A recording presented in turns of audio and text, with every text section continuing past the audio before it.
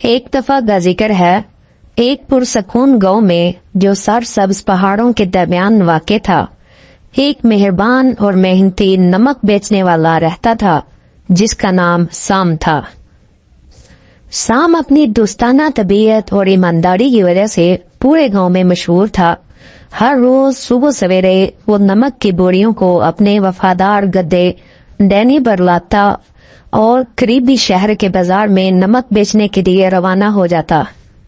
Danny کوئی عام گدھا نہیں تھا، وہ بہت چالاک تھا اور اپنی زندگی کو آسان بنانے کے طریقے سوچتا رہتا تھا۔ جب صبح سام اور ڈینی اپنے معمول کے مطابق سفر پر روانہ ہوئے، بازار تک کا راستہ ایک چھوٹی مگر گہری ندی سے گزرتا تھا اور اس ندی پر وہاں کوئی پل بھی نہیں تھا، اس لیے انہیں ندی کے اندر سے گزرنا پڑتا تھا۔ ڈینی جو بھاری بوجھ اٹھانے کا شوقین نہیں تھا، ندی پار کرتے ہوئے حادثاتی طور پر گر پڑا۔ اس کی پیٹھ پر موجود نمک کی بوریاں گیلی ہو گئیں اور نمک پانی میں حل ہو کے بہہ گیا۔ جب دوسرے کنارے پر پہنچے تو بوریاں بہت ہلکی ہو چکی تھیں۔ سام مایوسی سے بولا، او خدا، میرا نمک خراب ہو گیا، میں بازار میں یہ نمک نہیں بیچ سکوں گا۔ اس نے ڈینی کو واپس گھر کی طرف موڑ دیا۔ ڈینی تاہم ہلکے بوجھ سے بہت خوش ہو گیا۔ اگلے دن سام نمک کی بوریاں بھر کر ڈینی کے ساتھ روانہ ہوا۔ جب وہ ندی کے قریب پہنچے تو ڈینی کے دماغ میں شرارت آئی۔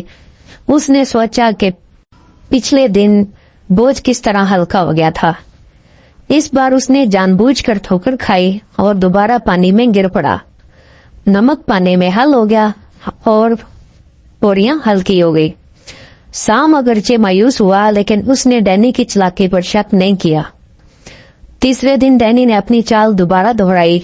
اس بار سام کو شک ہونے لگا کہ ڈینی یہ سب کچھ جان بوجھ کر کر رہا ہے۔ سام نے ڈینی کو سبق سکھانے کا فیصلہ کیا۔ اگلی صبح نمک کی بوریوں کی بجائے سام نے ان بوریوں میں بڑے اسپنج بھر دیے۔ بوریوں کا وزن شروع میں نمک جیسا ہی لگا، لیکن سام کو معلوم تھا کہ گیلا ہونے پر یہ کیا کرے گا۔ جب وہ ندی کے قریب پہنچے تو ڈینی نے اپنی معمول کی چال چلنے کی تیاری کی۔ وہ ڈرامائی انداز میں ٹھوکر کھا کر پانی میں گر گیا اور دل ہی دل میں خوش ہونے لگا کہ اب بوریوں کا وزن تو ہلکا ہو جائے گا۔ لیکن اس بار اسپنج نے پانی جذب کر لیا اور بوجھ بہت زیادہ بھاری ہو گیا۔ جب ڈینی نے اٹھنے کی کوشش کی تو اسے بہت مشکل محسوس ہوا۔ سام ہلکے سے ہنسا، مجھے لگتا ہے کہ تم میرے ساتھ چالاکی سے کھیل رہے تھے ڈینی، لیکن ایسا لگتا ہے کہ اس بار میں نے تمہیں چالاکی سے سبق سکھایا ہے۔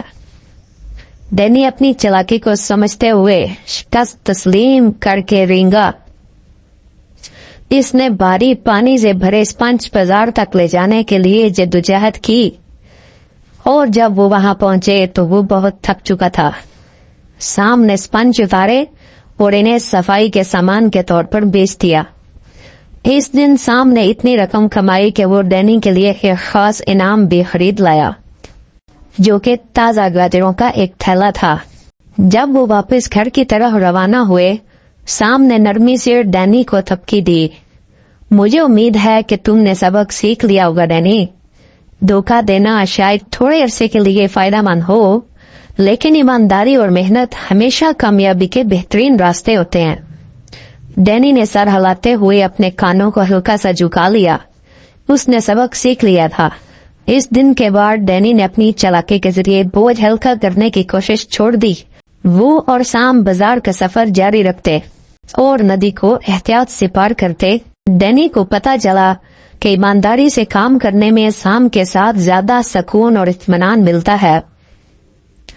وقت کے ساتھ ڈینی اور سام بہترین دوست بن گئے اور ان کا رشتہ مضبوط ہو گیا۔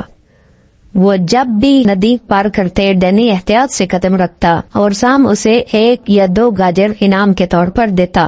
گاؤں والے اکثر انہیں دیکھتے اور ان کے ایک ساتھ کام کرنے کے طریقے کی تعریف کرتے، اور اس طرح نمک بیچنے والا اور اس کا چالاک گدھا ہنسی خوشی رہنے لگے۔ ان کے درمیان محنت، باہمی احترام اور کبھی کبھار مہم جوئی سے بھرے رہتے۔ کہانی کا سبق. اس کہانی سے ہمیں یہ سبق ملتا ہے کہ دھوکہ دہی ہمیشہ عارضی طور پر فائدے مند ہو سکتی ہے، لیکن ایمانداری اور محنت ہمیشہ کامیابی کے بہترین راستے ہوتے ہیں.